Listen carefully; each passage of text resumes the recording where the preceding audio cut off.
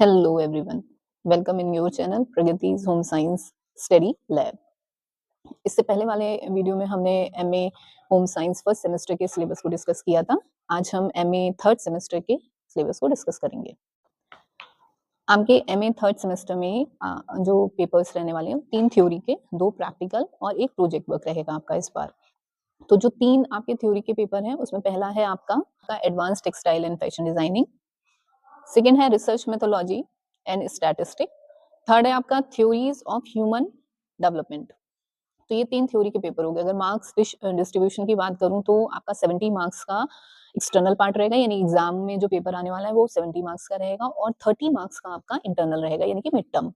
ऐसे ही प्रैक्टिकल की अगर हम बात करें तो जो 2 प्रैक्टिकल हैं आपके, एक है पहला अपैरल डिजाइन कंस्ट्रक्शन और सेकेंड है प्रैक्टिकल आपका survey of women status for Indian. तो ये 2 प्रैक्टिकल है, इनमें भी मार्क्स डिस्ट्रीब्यूशन सेम ही रहना है। 70 का आपका प्रैक्टिकल एक्सटर्नल वाला पार्ट रहेगा और इंटरनल वाला जो पार्ट रहेगा वो आपका 30 मार्क्स का रहेगा। इस तरीके से 100 मार्क्स का टोटल आपका थ्योरी और प्रैक्टिकल रहने वाला है। जो आपका प्रोजेक्ट है वो उसमें कोई डिस्ट्रीब्यूशन नहीं है, वो टोटल आपका 100 मार्क्स का ही रहना है। Okay, let's start. आपका जो फर्स्ट पेपर है वो advance textile and fashion designing है, और इसमें जो आपकी यूनिट्स डिवाइड की गई हैं वो 4 यूनिट्स में पूरा आपका सिलेबस डिवाइड किया गया है। जो फर्स्ट यूनिट है वो introduction history to textile and fashion designing, ठीक है। तो यानी कि टेक्सटाइल और फैशन डिजाइनिंग की इसमें आपको हिस्ट्री बतानी होगी और उनका इंट्रोडक्शन देना होगा। हिस्ट्री से मतलब यही कि फैशन डिजाइनिंग जो है वो कब से इंट्रोड्यूस की गई है, कौन से युग में किस तरीके का फैशन डिजाइनिंग का थीम रहा है, क्या वजह रही है। तो वो जितना कुछ भी पुराने समय से लेकर अब तक का जो जर्नी रही है फैशन डिजाइनिंग और टेक्सटाइल की, तो उस हिस्ट्री को यहाँ पे डिस्क्राइब करना होगा। नेक्स्ट आपकी सेकंड यूनिट है वो फैशन कॉन्सेप्ट। फैशन कॉन्सेप्ट में आपके कई सारे टर्म्स हैं, factors, determining fashion trends, psychology, fashion cycle, इसी के साथ साथ institutions and career in fashion technology. अब हम अगर बात करें कि फैशन कॉन्सेप्ट, तो कॉन्सेप्ट क्या होता है, किसी की भी अवधारणा कि आप क्या सोचते हो। तो फैशन की अगर हम बात करें तो फैशन में जो डिजाइनर होता है वो अपनी सोच को उन कपड़ों पे उतारता है और फिर उसे मार्केट में लॉन्च करता है। तो क्या सोच है, क्या विचार है, क्या आप किस विचारधारा के साथ अपनी जो गारमेंट जो है उसको डिजाइन कर रहे हैं, ठीक है, ये फैशन कॉन्सेप्ट से संबंधित है। अब कौन-कौन से ऐसे कारक होते हैं जो कि फैशन को प्रभावित करते हैं, तो बहुत सारे कारक हैं। आपका इंटरेस्ट, आपका वेदर, आपका रिलीजन, आपका इनकम, ठीक है? ऐसे कई सारे फैक्टर्स हैं जो कि फैशन कॉन्सेप्ट को प्रभावित करते हैं, तो उसके बारे में डिटेल में जानना होगा आपको।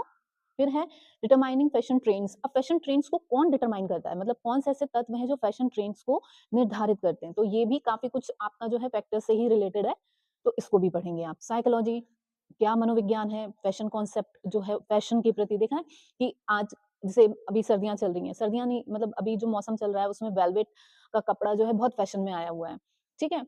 अब इसके पीछे की साइकोलॉजी क्या है? तो जो भी फैशन आता है उसके हर फैशन के पीछे कुछ ना कुछ एक साइकोलॉजी होती है, तो उस साइकोलॉजी को समझेंगे हम कि साइकोलॉजी क्या है, मनोविज्ञान क्या है उस चीज़ के पीछे का। फिर आप पढ़ोगे फैशन साइकिल। फैशन साइकिल जो होता है वो 3 स्टेजेस मेन है। पहला स्टार्टिंग स्टेज होता है जहाँ से फैशन स्टार्ट होता है, फिर वो पीक पे जाता है और फिर डाउनफॉल होता है। तो ये हर फैशन का ये साइकिल रहता ही रहता है, तो उसके बारे में आप इन डिटेल में जानोगे। तो ये तो आपको हो गई सेकंड यूनिट। थर्ड यूनिट की बात करें तो इसमें आप पढ़ेंगे टेक्निक इन पैटर्न मेकिंग।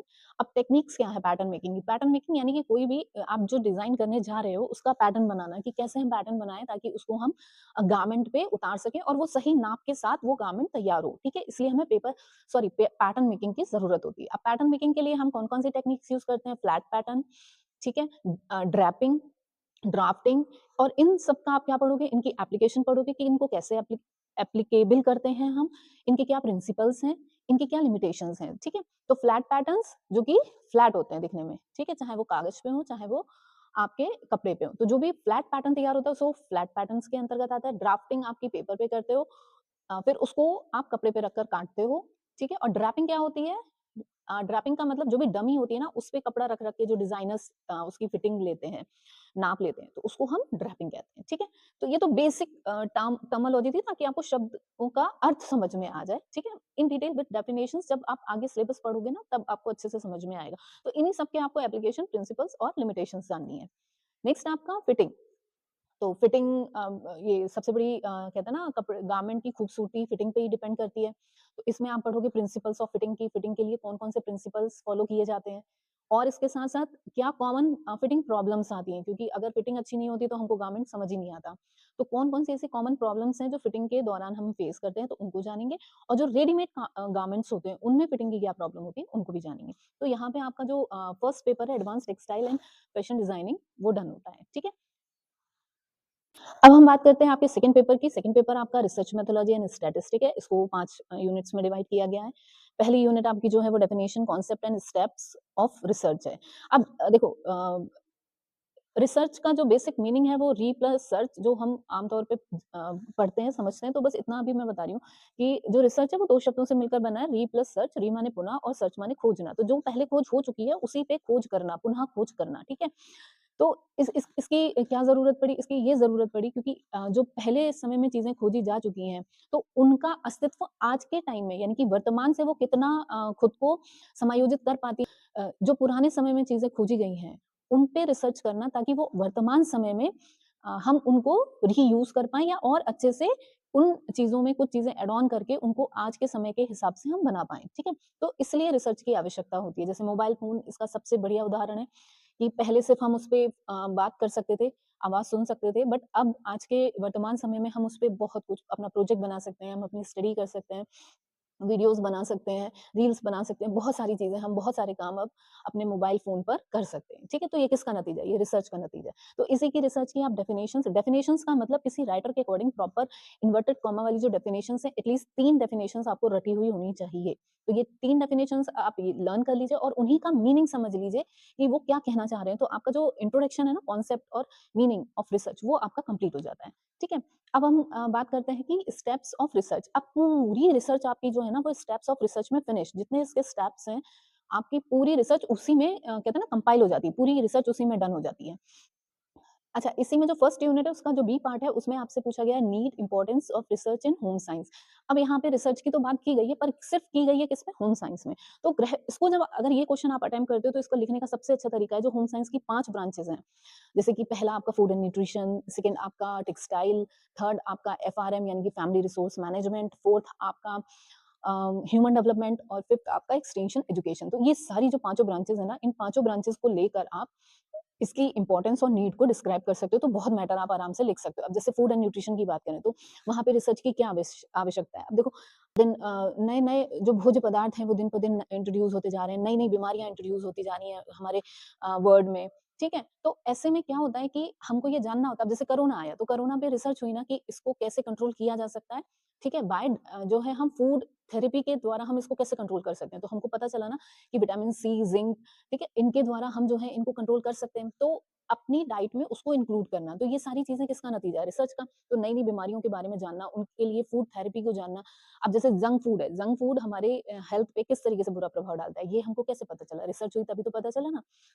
तो ये सारी चीज़ें किससे रिलेटेड हो गई आपकी? फूड एंड न्यूट्रिशन से। ऐसे ही ह्यूमन डेवलपमेंट, ऐसे ही टेक्सटाइल, टेक्सटाइल में फैशन है, हर एक कपड़ा है आपका जिसमें नई-नई रिसर्चेज़ होती रहती हैं। कितने सारे कपड़े, अब पहले सिर्फ़ कॉटन, आपका वूल, सिल्क जो थे और रियॉन, ये एक ट्रेडिशनल कपड़े कहे जाते थे, बट आज के टाइम में इतना ज़्यादा आर्टिफिशियल कपड़ा आ गया है कि आप प्योर कॉटन और आर्टिफिशियल कॉटन में अंतर समझना मुश्किल हो जाता है। तो ये अंतर समझाना कैसे? रिसर्च के द्वारा ही संभव है, ठीक है? तो ऐसे हर फील्ड में आपकी जो पाँचों ब्रांचेज़ हैं, वो हर फ़ील्ड में आपका जो है रिसर्च की आवश्यकता है, क्योंकि उसको जो भी पुराने समय में खोजा गया है, उसको वर्तमान समय के लायक बनाना या उसको वर्तमान समय में उपयोगी बनाए रखने के लिए रिसर्च ज़रूरी है।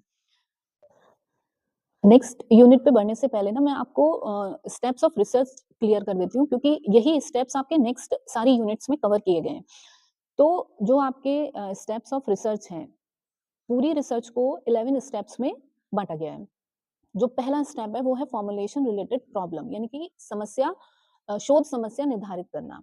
तो जो शोध समस्या क्या होती है? अब शोध समस्या वो समस्या है जिस जो हमारा शोध के लिए विषय बनता है, ठीक है? हम किस पे काम करना चाहते हैं, वो हमारा शोध समस्या होगी। अब जैसे कि बात आज के समय की करें तो महिलाओं की जो कोई भी विषय आप ले सकते हो, महिलाओं का एजुकेशन ले सकते हो, महिला सशक्तिकरण ले सकते हो, महिला विकास ले सकते हो, कोई भी जो आपका जिसमें इंटरेस्ट है, जो आप काम करना चाहते हो, या फूड से रिलेटेड कुछ ले सकते हो, कोई भी विषय जिस पे आप काम करना चाहते हैं, जिसके बारे में आप जानना चाहते हैं और उसकी जानकारी हमारे समाज के लिए भी उपयोगी रहेगी, ऐसा कोई भी विषय आप जो है शोध समस्या के तौर पर ले सकते हैं। जो आपका सेकंड स्टेप रहेगा वो survey of the related literature, यानी कि रिव्यू ऑफ लिटरेचर। तो इसके बारे में जानना है, यानी कि जो हमारी समस्या जो हमने चुनी है, उस पे पहले किस-किस ने क्या-क्या रिसर्च कर रखी है, उससे संबंधित क्या-क्या डेटा पा चुके हैं लोग, मतलब रिसर्च के द्वारा क्या मिल चुका है उनको, तो वो जानना, ताकि हम अपनी समस्या जो हम लेके चलने वाले हैं, तो उसके उद्देश्यों को बनाने में हमको आसानी रहे। जब हम पुरानी रिसर्चेज़ देखेंगे उस विषय से संबंधित, तो हमको ये समझ में आएगा कि हम क्या करें इसमें, और क्या रह गया है या और क्या करना चाहिए जो आज के समय के लिए आवश्यक हो। ठीक है? तो ये सारी चीज़ें हम किसमें समझते हैं, रिव्यू ऑफ लिटरेचर में। तो सेकंड स्टेप हो गया हमारा review of literature. Next step हो गया हमारा, थर्ड स्टेप है हमारा डेवलपमेंट ऑफ वर्किंग हाइपोथेसिस, यानी कि वर्किंग हाइपोथेसिस बनाना, कार्यकारी उप परिकल्पना बनाना। अब उप परिकल्पना को मैं यहाँ सिंपली तौर पे आपको समझाऊं तो एक ऐसा कहते हैं ना, भविष्यवाणी करना जो कि हम अपनी रिसर्च के लिए कर रहे हैं, जो हम रिजल्ट आगे देखना चाहेंगे। ठीक है? तो ऐसा कोई स्टेटमेंट दे देना कि जो भी हमारी समस्या है उससे संबंधित जो हमारा रिजल्ट होगा। ठीक है? तो आज ही हम ये भविष्यवाणी कर देते हैं कि हमारा ये जो समस्या हम लेके चले हैं, इसका ये समाधान है। ठीक है? अब हम इसी जो स्टेटमेंट हमने दिया है ना, उसी को हम चेक करेंगे कि क्या हमने जो स्टेटमेंट दिया है वो सही है या गलत है। तो आपकी जो हाइपोथेसिस होती है वो 3 तरीके की होती है, positive, negative and null.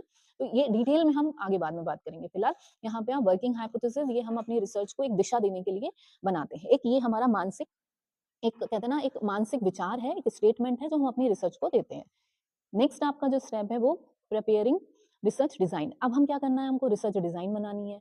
Research design से मतलब कि हमको क्या-क्या, कौन-कौन से स्टेप अपनी रिसर्च में लेने हैं, कैसे क्या करना है।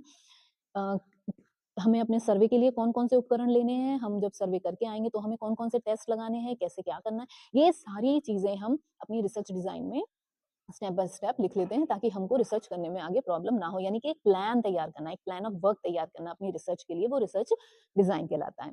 नेक्स्ट है आपका determining sample design. Sample design से मतलब देखो, जो रिसर्च होती है, ये फिफ्थ स्टेप है आपका। ठीक है? कि डिटरमाइनिंग सैंपल डिजाइन। अब सैंपल डिजाइन से क्या मतलब, देखो 2 तरीके से हम अपना जो कहते हैं ना, डेटा को कलेक्ट करते हैं, वो 2 तरीके होते हैं। एक होल पॉपुलेशन पे से डेटा कलेक्ट करना, एक उस पूरी पॉपुलेशन पे ना करते हुए उस पॉपुलेशन से थोड़ा-सा कुछ लोगों को चुन लेना, और उस सैंपल पे उन थोड़े से लोगों को जो हम चुनते हैं उसको सैंपल कहते हैं, और उस सैंपल पे हम अपना रिसर्च वर्क करते हैं। तो जो वो सैंपल है वो पूरे यूनिवर्स का, यानी कि पूरी जो पॉपुलेशन है ना, उसको, उसका प्रतिनिधित्व करती है।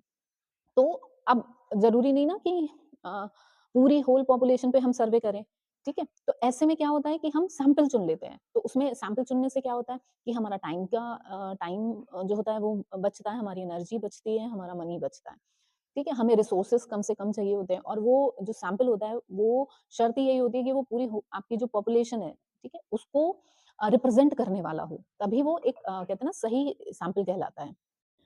सैंपल सेलेक्ट करने के बाद हम जो नेक्स्ट स्टेप होता है हमारा, वो है आपका, जो सिक्स्थ स्टेप है वो है कलेक्शन ऑफ डेटा। अब जब हमने सैंपल अपना डिसाइड कर लिया है कि हमको कौन किस-किस पे जो हमारे रिस्पोंडेंट रहने हैं वो कौन-कौन रहने हैं, तो अब हम बात करते हैं कलेक्शन ऑफ डेटा की, कि डेटा को हम कैसे कलेक्ट करेंगे। तो डेटा जो होता है वो बेसिकली आपका 2 टाइप का होता है, एक प्राइमरी डेटा और एक सेकेंडरी डेटा। प्राइमरी डेटा वो होता है जो कि रिसर्चर खुद जो है फील्ड वर्क में जाकर उस वहाँ जाकर अपना डेटा कलेक्ट करता है, और सेकेंडरी डेटा वो होता है जो पहले से किसी ने डेटा को कलेक्ट कर रखा होता है और जिसको हम रीयूज़ करते हैं। डेटा कलेक्शन की कई सारी टूल्स एंड टेक्निक्स होते हैं जिनसे हम डेटा कलेक्ट करते हैं, जैसे क्वेश्चनेयर, इंटरव्यू, ऑब्जर्वेशन, डिस्कशन और शेड्यूल। ये सारी टेक्निक्स होती हैं जिनके सहारे से हम डेटा को कलेक्ट करते हैं। तो ये डिसाइड करते हैं हम अपना क्वेश्चनेयर इससे करना है तो क्वेश्चनेयर तैयार करते हैं, शेड्यूल तैयार करते हैं। तो जो भी टूल हम यूज़ करना चाहते हैं उनको सेलेक्ट करके हम उससे रिलेटेड अपना मैटर तैयार कर लेते हैं। ये हो गया आपका सिक्स्थ स्टेप। नेक्स्ट आपका सेवेंथ स्टेप है एग्जीक्यूशन ऑफ द प्रोजेक्ट। अब जो हमने अभी तक जो प्लान ऑफ वर्क तैयार कर रहे थे कि हमको ये करना है, ये करना है, ये करना है, ऐसे करना है, ऐसे करना है, ठीक है? अब हम इसको एग्जीक्यूट करते हैं। जो हमने अपना टूल तैयार किया है उसके द्वारा हम जो भी हमारे सैंपल्स हैं, रिस्पोंडेंट हैं, वहाँ जाके हम अपना सर्वे वर्क निपटाते हैं, उनसे अपना सारा डेटा कलेक्ट करते हैं। उसके बाद जो नेक्स्ट स्टेप है हमारा 8th, उसमें हम करते हैं एनालिसिस ऑफ डेटा। जब हमने सारा डेटा कलेक्ट कर लिया, सारे सर्वे कर लिए, और सर्वे करने के बाद सारा हम जो प्रोफार्मास थे वो ले आए, अब हम क्या करते हैं, डेटा को एनालाइज़ करते हैं। डेटा को एनालाइज़ करने के लिए जो है फिर कई सारी टेक्निक्स हम यूज़ करते हैं, कैटेगराइज़ेशन, कोडिंग, टैबुलेशन, स्टैटिकल टेस्ट लगाना, ठीक है? ये सारी चीज़ें हम उसमें अपना डेटा को एनालाइज़ करने में हेल्प करते हैं। अब इसके बाद जो नेक्स्ट है स्टेप, आपका 9th स्टेप है, उसमें है हम हाइपोथेसिस टेस्टिंग। अब जो हमने अपना स्टेटमेंट स्टार्टिंग में तैयार किया था ना, एक स्टेटमेंट दिया था ना कि हमारी रिसर्च का ये रिजल्ट होगा, तो अब हम उसको टेस्ट करते हैं, उसमें टेस्ट लगाकर ये देखते हैं कि जो हमने अपना जो स्टेटमेंट दिया था वो पॉजिटिव है, नेगेटिव है या नल है। तो ये सारी चीजें हम अब यहाँ पे डिफरेंट टाइप्स ऑफ टेस्ट होते हैं, S F test, Z test, correlation, regression, जो जो भी हम अपनी रिसर्च से रिलेटेड टेस्ट चाहते हैं वो हम यहाँ पे लगाकर अपना हाइपोथेसिस को टेस्ट करते हैं। इसके बाद आता है आपका 10th स्टेप है जनरलाइजेशन एंड इंटरप्रिटेशन। अब generalisation and interpretation of data मतलब जो भी रिजल्ट निकल के आया उसको अब हम सामान्यीकरण करते हैं उसका, और उसको इंटरप्रिटेट करते हैं कि क्या निकल के आया। अब 1 2 3 जो आई है उसको इंटरप्रिटेट करके हम शब्द देते हैं, और जो रिजल्ट हमारा निकल के आया उसको हम पूरा डिटेल में लिखते हैं। अब लास्ट स्टेप, इतना सब कुछ करने के बाद अब हम करते क्या है, एक अपनी पूरी रिपोर्ट तैयार करते हैं। उसको कहते हैं प्रिपरेशन ऑफ द रिपोर्ट और थीसिस। तो ये लास्ट स्टेप है जहाँ पे हम स्टार्टिंग से इंट्रोडक्शन, जो हमारा प्रॉब्लम थी, प्रॉब्लम के इंट्रोडक्शन, उसके ऑब्जेक्टिव, उसकी हाइपोथेसिस, उसकी research design, sampling techniques, data collection, analysis, hypo testing, ये सब चीजों को, और फिर आपका इंटरप्रिटेशन ऑफ डेटा और कंक्लूजन, ये सारी चीजें लिखकर हम अपनी पूरी एक रिपोर्ट तैयार करके सबमिट करते हैं। तो ये आपकी पूरी हो गई रिसर्च। ये स्टेप्स है, और यही सारे स्टेप्स को डिफरेंट यूनिट्स के साथ कंबाइन करके आपका यहाँ पे आगे यूनिट्स दी गई हैं। तो जो आपकी सेकंड यूनिट है रिसर्च में वो है रिसर्च डिजाइन एंड हाइपोथेसिस। तो यहाँ पे हम अपनी रिसर्च को डिजाइन करते हैं कि हमको प्लान ऑफ वर्क तैयार करना है कि क्या करना है, कैसे करना है, और कौन कौन से स्टेप्स यूज करने हैं हमें हमारी रिसर्च में, वो डिसाइड करते हैं। उसके बाद हम अपनी प्रॉब्लम को जो है वो सिलेक्शन करते हैं। ये सबसे पहला स्टेप था कि हमारी प्रॉब्लम हम सेलेक्ट करते हैं और उसकी लिमिटेशन। अब प्रॉब्लम्स के साथ लिमिटेशन भी होती है कि आपने जो एक प्रॉब्लम, एक तो एक ही प्रॉब्लम आपने सेलेक्ट करनी है जो आपका हेडिंग बनेगा, ठीक है, और उसकी लिमिटेशन भी तय करनी है कि हमको इतने में ही, इतने ही एस्पेक्ट्स के साथ काम करना है। एम्पावरमेंट है, एम्पावरमेंट अपने आप में बहुत वाइड है, पर हमें ये बताना है कि हमको कितने एस्पेक्ट्स में एम्पावरमेंट को चेक करना है या एम्पावरमेंट पे काम करना है, ठीक है। तो यहाँ पे हमको अपनी लिमिटेशन भी तय करनी होती है कि कितने एरिया में करना है, कितने रिस्पोंडेंट्स के साथ करना है, किन टॉपिक्स, किन एस्पेक्ट्स को लेकर करना है, कौन से हमारे वेरिएबल्स रहेंगे, ठीक है। ये सारी चीजें हम रिसर्च प्रॉब्लम में डिफाइन कर देते हैं ताकि हमारी जो लिमिटेशन है वो बनी रहे और हम उतने में ही काम करें। नहीं तो जब हम रिसर्च शुरू करेंगे और जब तक खत्म होगी तो उसमें बहुत सारे एस्पेक्ट जुड़ते चले जाते हैं, तो हमको जोड़ने नहीं है, हमको जो हमने तय करे हैं पहले से उन्हीं पे काम करना है। नेक्स्ट है आपका जो इसी में सेकंड यूनिट में जो सी पार्ट है वो nature, type and function of hypothesis, यानी कि हाइपोथेसिस का नेचर बताना है, टाइप्स बताने हैं और उनके फंक्शंस बताने हैं कि हाइपोथेसिस के कार्य क्या होते हैं। ये होगी आपकी सेकंड यूनिट। नेक्स्ट आपकी थर्ड यूनिट है sampling, data and data gathering instruments, definition इनकी, characteristics of sample, types of sampling, probability and non probability sampling, इनके बारे में बताना है। यानी कि sampling and data gathering instrument, यानी कि आपको सैम्पलिंग के बारे में बताना है कि निदर्शन विधियां क्या हैं, कौन कौन सी हैं। फिर डेटा गैदरिंग इंस्ट्रूमेंट यानी कि डेटा से रिलेटेड जो भी हम उपकरणों का प्रयोग करते हैं उनके बारे में हमें बताना है यहाँ पे, ठीक है। जो हम तो यहाँ पे आएगा वो सैंपल की टेक्निक्स के अकॉर्डिंग, इनकी डेफिनेशन, इनके कैरेक्टरिस्टिक्स, टाइप ऑफ सैम्पलिंग। तो सैम्पलिंग दो टाइप की होती है जो इन्होंने बताई है, probability sampling and non probability sampling. मैं डिटेल में नहीं जाऊंगी, सिर्फ आपको मीनिंग बता रही हूँ। प्रोबेबिलिटी का मतलब होता है संभावित निदर्शन, और जो आपका सेकंड है वो है नॉन प्रोबेबिलिटी यानी कि असंभावित निदर्शन। संभावित निदर्शन में क्या होता है कि सभी यूनिट्स के, यानी कि अगर मान लीजिए किसी डिस्ट्रिक्ट की पॉपुलेशन 1 लाख है तो सभी के चुने जाने की समान संभावना होती है, यानी कि निष्पक्ष विधि है। तो अगर आप उन टेक्निक्स, क्योंकि सैम्पलिंग प्रोबेबिलिटी टेक्निक्स कई सारी हैं, तो जब आप प्रोबेबिलिटी सैम्पलिंग टेक्निक की बात करते हैं तो उसमें हर यूनिट के चुने जाने की समान संभावना होती है, उसे प्रोबेबिलिटी सैम्पलिंग कहते हैं। और जो नॉन प्रोबेबिलिटी सैम्पलिंग है, यानी कि इसमें क्या होता है कि रिसर्चर अपनी सुविधा के अनुसार, अपनी रिसर्च के अनुसार, अपने समय के अनुसार, अपनी जरूरतों के अनुसार अपने सैंपल को खुद सेलेक्ट कर लेता है। यानी कि इसमें जो सभी यूनिट्स हैं उनके समान चुने जाने की संभावना नहीं होती, क्योंकि इसमें रिसर्चर की अपनी पर्सनल प्रायोरिटी ज्यादा होती है।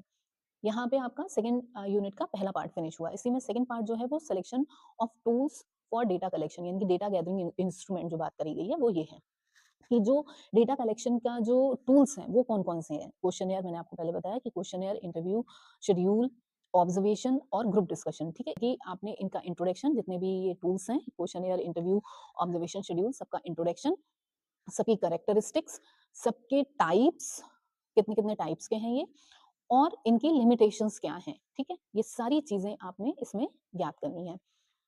नेक्स्ट है आपका जो नेक्स्ट थर्ड यूनिट है वो एनालिसिस, इंटरप्रिटेशन ऑफ डेटा, जिसमें establishment of category, coding, tabulation, and statistical techniques. ठीक है, तो अब इसमें क्या किया है, analysis and interpretation of data. Analysis करना है और इंटरप्रिटेट करना है। एनालिसिस यानी कि डिफरेंट टेस्ट के द्वारा उनको एनालाइज करना है और उसको इंटरप्रिटेट करना है, यानी कि जो 1 2 3 निकल के आया है डेटा में, उसको फिर हमको लिखना है कि क्या हमने रिजल्ट पाया, जो हम अपने ऑब्जेक्टिव्स लेके चले थे या जो हमने अपने हाइपोथेसिस बनाई थी, उस पे हमने क्या क्या रिजल्ट मिला, तो उसको इंटरप्रिटेट करना है कि क्या रिजल्ट निकला। तो अगर हम बात करें कि establishment of categories, coding, tabulation, statical test of data, इसमें क्या होगा कि जो आपका कैटेगरीज हैं वो कई तरीके के, आप जो डेटा हम लेके आए हैं उनको कई कैटेगरीज में डिवाइड करते हैं, जैसे कि गुणात्मक आधार पर, मात्रात्मक आधार पर, समय के आधार पर या भौगोलिक क्षेत्र के आधार पर। तो बहुत सारे आधार हैं जिन पे हम अपने डेटा को कैटेगरीज में डिवाइड कर लेते हैं। अब जब कैटेगरीज में हमने डिवाइड कर लिया, फिर इनको हम कोडिंग देते हैं। कोडिंग का मतलब क्या होता है कि बहुत सारा डेटा हमारा जो होता है वो विस्तार में होता है या गुणात्मक रूप में होता है। जैसे कि हम कुछ किसी से अगर हमने कोई क्वेश्चन किया है तो उसने हमको हाँ नहीं कह नहीं सकते में जवाब दिया, या थ्योरी बेस्ड आंसर हमको दिया है, जैसे कि आप लोग एग्जाम देते हो ना, तो थ्योरी बेस्ड आंसर करते, फिर हम उसको 1 2 3 मतलब जो भी नंबर हमको देने होते तो उनको नंबर दे देते हैं हम। तो ऐसे ही यहाँ पे भी हम रिसर्च में यही करते हैं कि कोडिंग करते हैं, फिर उसकी जो आपने आंसर जो दिए हैं, जो गुणात्मक रूप में है, उनको हम कोडिंग देकर उनको मात्रात्मक फॉर्म में चेंज करते हैं।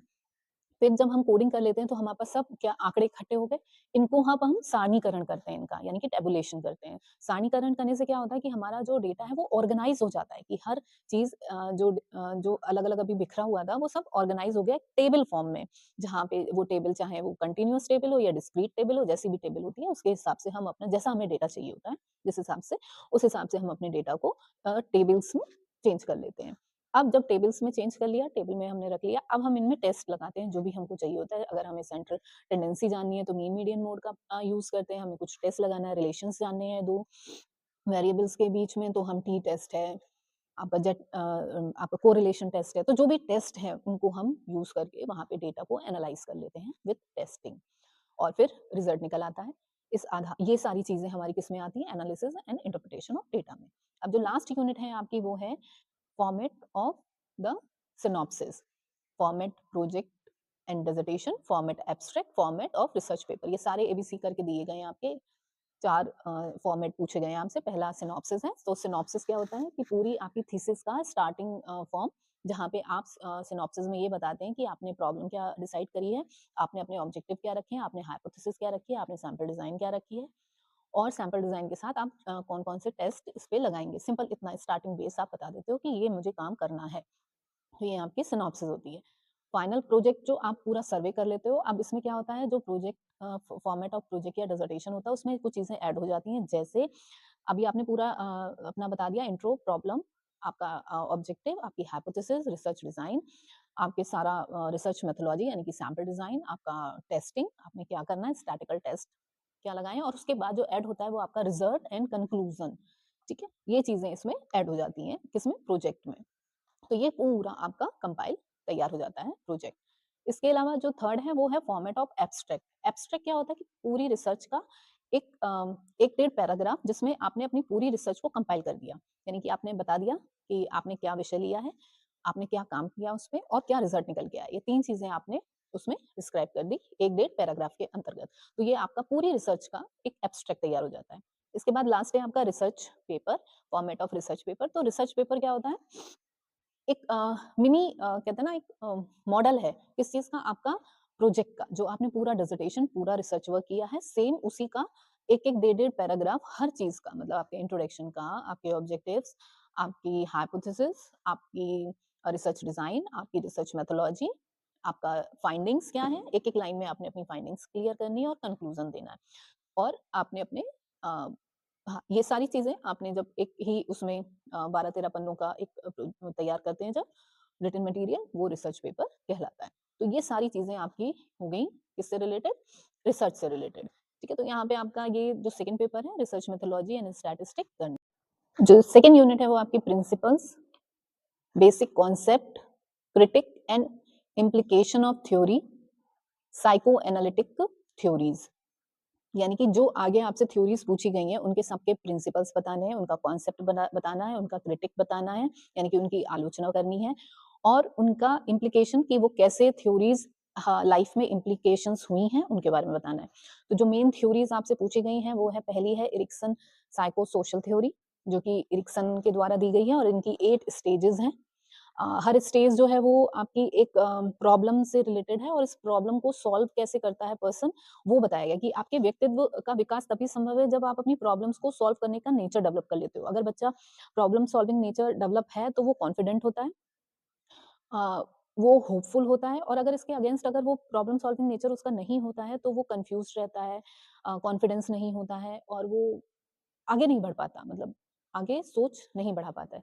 तो ये सारी चीज़ें इन्होंने अपने उसमें बताई हैं कि हर जो इनकी 8 स्टेजेज़ हैं, कैसे-कैसे कौन-कौन सी प्रॉब्लम्स हर स्टेज में आती हैं और कैसे बच्चे को क्या करना होता है और कैसे बच्चा रिएक्ट करता है। तो ये करके वो अपने जो व्यक्तित्व विकास है उसका, वो अपना व्यक्तित्व का विकास कैसे कर सकता है। अब आपका जो थर्ड पेपर है, वो है थ्योरीज़ ऑफ ह्यूमन डेवलपमेंट। ये आपकी 2 ही यूनिट हैं इसमें, बट ये 2 यूनिट बहुत लेंथी यूनिट्स हैं क्योंकि इसमें सारी थ्योरीज़ की बात करी गई है, जितनी भी ह्यूमन डेवलपमेंट से रिलेटेड थ्योरीज़ हैं, किस-किस ने कौन-सी थ्योरी दी है, उनके बारे में बात किया गया है। तो जो स्टार्टिंग की गई है वो आपकी इंट्रोडक्शन से की गई है कि जो theoretical perspective in behaviour and development, इसका introduction, role of theory, nature of behaviour theory, importance of theory in understanding behaviour. अब क्या देना है इसमें? इसमें जो क्वेश्चंस बनेंगे वो आपके बनेंगे बिहेवियर एंड डेवलपमेंट से रिलेटेड, कि बिहेवियर से रिलेटेड की थ्योरीज क्या हैं बिहेवियर से संबंधित, और इसको पढ़ना, इसकी क्या आवश्यकता है, इसके सिद्धांत जो थ्योरीज हैं, मतलब व्यवहार के क्या सिद्धांत हैं और विकास के क्या सिद्धांत हैं, विकास का इंट्रो, ये आपको इसमें पूछा जाएगा। इसी के साथ थ्योरीज के बारे में भी पूछा जाएगा, थ्योरीज क्या होती है, मतलब सिद्धांत क्या होते हैं, इनका रोल क्या होता है, इनका नेचर कैसा होता है, इनका क्या महत्व है मानव विकास में। जो सेकंड यूनिट है वो आपकी principles, basic concept, critic and implication of theory, psycho analytic theories, यानी कि जो आगे आपसे थ्योरीज पूछी गई हैं उनके सबके प्रिंसिपल्स बताने हैं, उनका कॉन्सेप्ट बताना है, उनका क्रिटिक बताना है, यानी कि उनकी आलोचना करनी है, और उनका इम्प्लीकेशन कि वो कैसे थ्योरीज लाइफ में इम्प्लीकेशंस हुई हैं, उनके बारे में बताना है। तो जो मेन थ्योरीज आपसे पूछी गई हैं वो है पहली है एरिक्सन साइको सोशल थ्योरी, जो कि एरिक्सन के द्वारा दी गई है और इनकी 8 स्टेजेस हैं। हर स्टेज जो है वो आपकी एक प्रॉब्लम से रिलेटेड है और इस प्रॉब्लम को सॉल्व कैसे करता है पर्सन, वो बताया गया कि आपके व्यक्तित्व का विकास तभी संभव है जब आप अपनी प्रॉब्लम्स को सॉल्व करने का नेचर डेवलप कर लेते हो। अगर बच्चा प्रॉब्लम सॉल्विंग नेचर डेवलप है, तो वो कॉन्फिडेंट होता है, अ, वो होपफुल होता है और अगर इसके अगेंस्ट अगर वो प्रॉब्लम सॉल्विंग नेचर उसका नहीं होता है, तो वो कन्फ्यूज़्ड रहता है, कॉन्फिडेंस नहीं होता है और वो आगे नहीं बढ़ पाता, मतलब आगे सोच नहीं बढ़ा पाता है। तो ये सारी चीज़ें इन्होंने अपने उसमें बताई हैं कि हर जो इनकी 8 स्टेजेज़ हैं, कैसे-कैसे कौन-कौन सी प्रॉब्लम्स हर स्टेज में आती हैं और कैसे बच्चे को क्या करना होता है और कैसे बच्चा रिएक्ट करता है। तो ये करके वो अपने जो व्यक्तित्व विकास है उसका, वो अपना व्यक्तित्व का विकास कैसे कर सकता है। नेक्स्ट है आपकी साइकोसेक्सुअल थ्योरी। ये जो दी है वो फ्रियाड ने दी है। इन्होंने अपनी उसमें 5 स्टेजेस बताई हैं कि 5 डिफरेंट डिफरेंट एज ग्रुप के अकॉर्डिंग इनकी स्टेजेस हैं, जिसमें कि बच्चा जो है वो साइकोसेक्सुअल किस तरीके से रिएक्ट करता है, जो कि उसकी पर्सनैलिटी, जो उसका जो व्यक्तित्व है उस पे प्रभाव डालता है। तो ये इसको डिटेल में आप पढ़ना। नेक्स्ट है बिहेवियरल थ्योरी। ये 2 लोगों की जो मेन आपसे पूछी जाती है वो जॉन बी वटसन और एक बी.एफ. स्किनर, इनके द्वारा पूछी जाती है आप लोगों से। तो इनके दोनों की आपने थ्योरी जो बिहेवियरल थ्योरी है, वो आपने इनकी पढ़नी है। जब व्यक्ति और उसका जो परिवेश होता है, मतलब उसका जो वातावरण है, वो हर व्यक्ति अपने वातावरण से सीखता है। तो बच्चा क्या सीख रहा है अपने वातावरण से, यही उसका पूरा व्यक्तित्व बनाती है। हम कहते हैं ना कि बच्चा जो कुछ बोल रहा है, जो कुछ एक्ट कर रहा है, वो कहाँ से सीख रहा है? अपने घर से, अपने परिवार से, अपने वातावरण से। तो ये बहुत मैटर करता है कि उसको कैसा वातावरण मिल रहा है, कि वो चीज़ें किस तरीके से सीख रहा है, कि वो कॉन्फिडेंट है, कि वो नॉन कॉन्फिडेंट है, कि वो होपफुल है, कि वो निराश है। ये सारी चीज़ें आप अपने वातावरण से ही सीखते हो। इसके बाद जो लास्ट थ्योरी है वो कॉग्निटिव थ्योरी है, जो जीन पियाजे की, ये इम्पोर्टेंट है, आप पढ़ लेना अच्छे से। 4th इन्होंने 4 स्टेजेस बताई हैं अपने पूरे कॉग्निटिव डेवलपमेंट में। और कॉग्निटिव का मतलब जो इसको हिंदी में कहते हैं वो संज्ञानात्मक विकास है। संज्ञानात्मक का मतलब होता है कि बच्चा वातावरण के साथ, अपने एनवायरनमेंट के साथ कैसे रिएक्ट कर रहा है।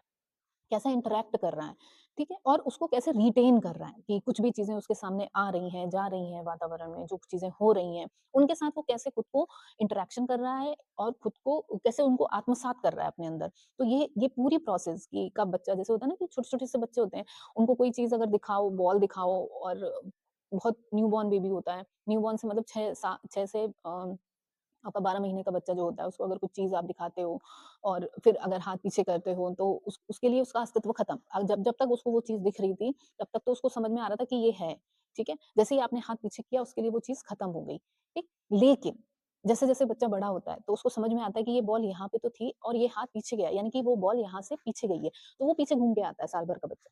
तो ये कॉन्सेप्ट बन रहा है ना उसका, कि कैसे-कैसे चीज़ें बदल रही हैं टाइम टू टाइम। पहले उसके लिए उस बॉल का कॉन्सेप्ट बस उतना ही था कि वो सामने दिखी तो है, अन्यथा अगर वो छुप गई तो नहीं है, जबकि बॉल तो है ना।